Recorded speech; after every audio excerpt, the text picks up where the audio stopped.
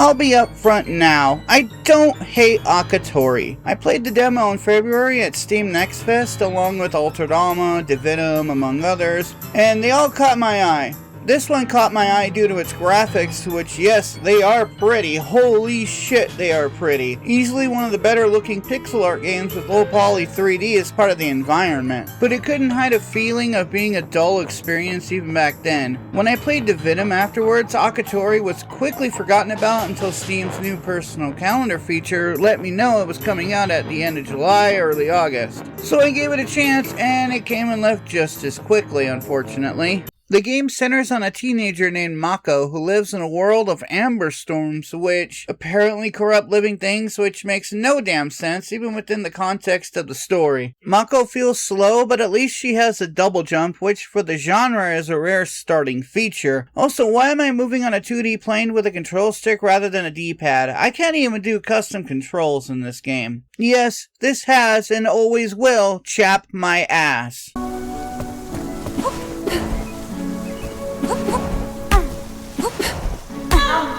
You get an achievement for that, which is actually pretty funny. We get to the monastery and right away this plot isn't taking itself seriously. Until it does. Mako herself is a guide, so she takes some military guys to a mine. Yes, I know it says Amber Castle, but it's a damn mine. Hey, what's the mine count now? I've always wondered that. So 9 is all? I expected more, like way more. Yeah, Mina the Hollower has 2 mine levels technically. Exploration feels incredibly linear and the damage you deal barehanded isn't great. This changes soon. We have to go through the mine to open a door for these military guys, and within about 10 minutes we're at our first boss, this turtle named, fuck. If I could add it to the stupid model number count, I would. He goes down like a bitch too, he's really easy.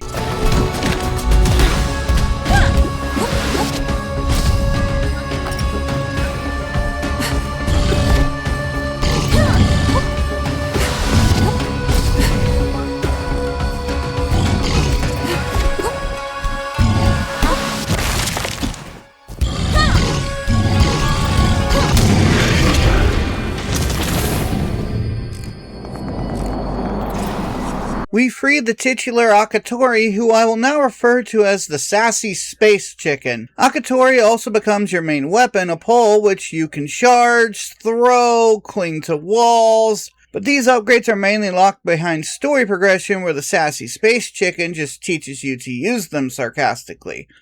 The other upgrades are locked behind these chaos spells, which is a punishment system to the player. So you have these save points and resting at them or going through these portals resets this chaos meter, which you need full to ring chaos spells. When you do that, you enter combat arenas, and when you win, you get combat upgrades, which are all incredibly useful. Unfortunately, the chaos meter makes the enemies tougher when it is full, and when you die, it also resets the meter. The Sassy Space Chicken guides us back to the now on fire monastery where we fight Akatori's servant.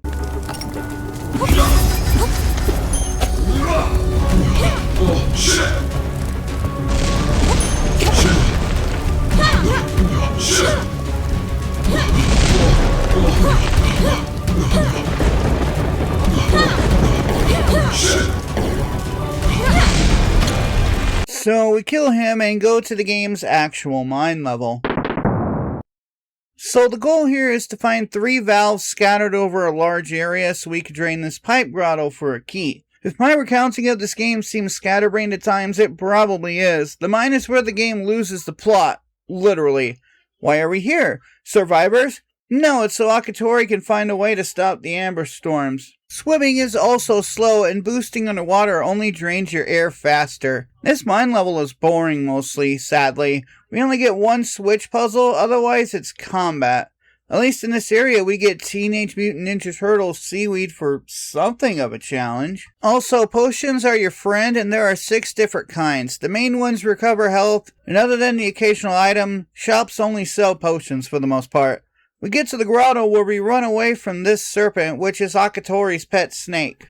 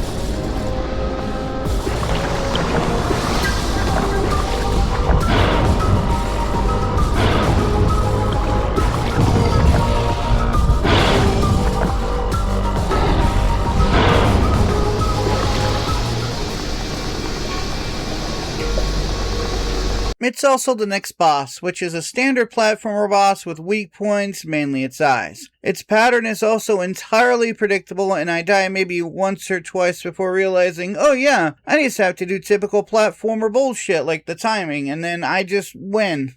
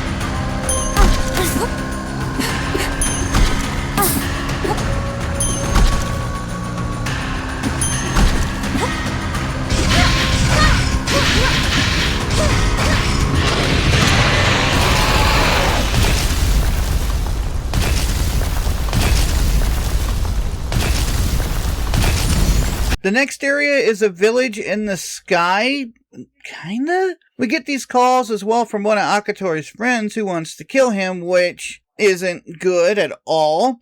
This section of the game is where the game's level design shines through, though. Akatori becomes a glider, and you can use these wind tunnels as a platforming gimmick, which brings a huge change of verticality to the game, and it is a welcome one. We need to infiltrate a military base to find a key, which is in the hands of a guy named Major, and this boss goes like the rest.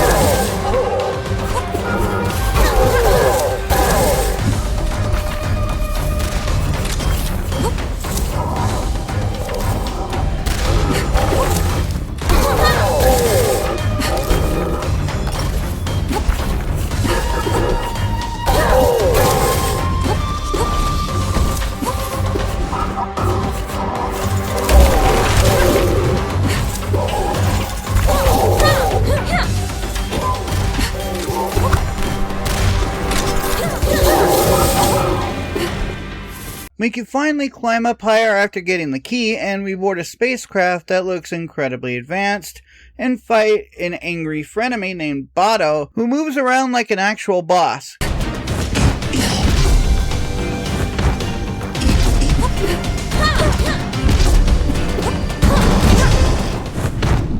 Bottle tells us the Chancellor, the ruler of the world this game is set in, I guess, prevented him from killing Mako when she was a baby, and after playing 2 rounds of Simon Says, tells us the sassy space chicken is his daughter. Yeah, I see the resemblance. Most of the game's dialogue is very charming, but it comes at the cost of the atmosphere. My favorite bit is Mako giving the sassy space chicken shit over a snow globe. So now we go towards the final battle, and holy shit, this review and game are short to match. We get to this area where even snow can get infected with amber. Sure, I can actually sell Akatori to this merchant, and that's it, that's the game, because now I got a snowbird, I don't need that fucking bird anymore, fuck you, goodbye.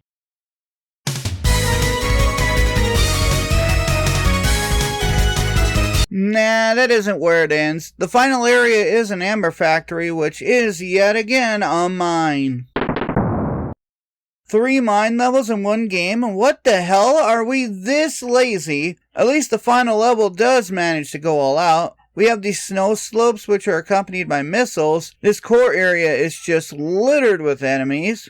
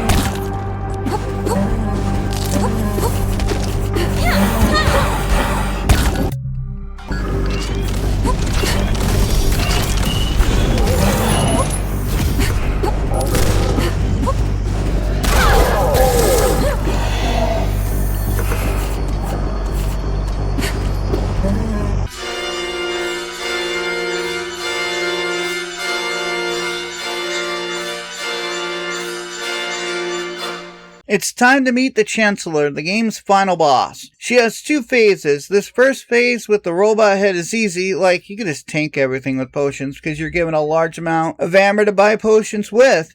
Like I didn't even study her pattern, that's how many potions I have.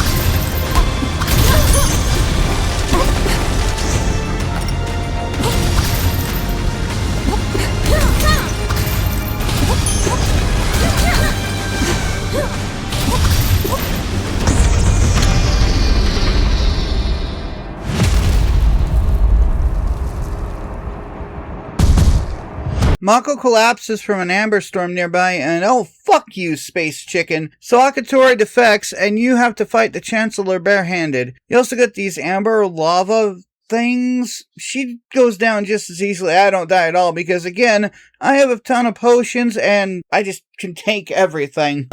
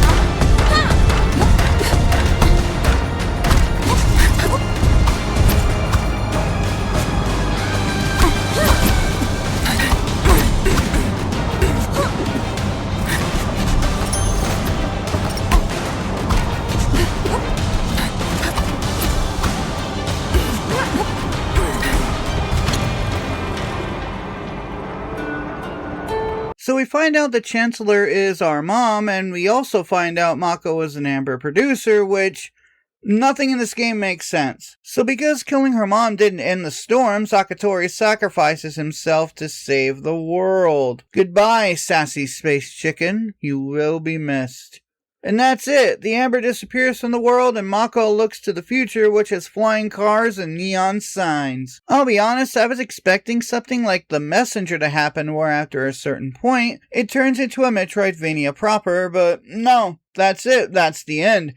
Kinda disappointing if I'm being honest, because that tease for sequel bait is for something that'll never come, and it also feels like it was supposed to be the next area. At least it wasn't the price of a Silk song. Oh well.